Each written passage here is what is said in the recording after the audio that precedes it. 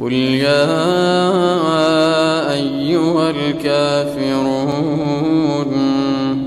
لا أعبد ما تعبدون ولا أنتم عابدون ما أعبد ولا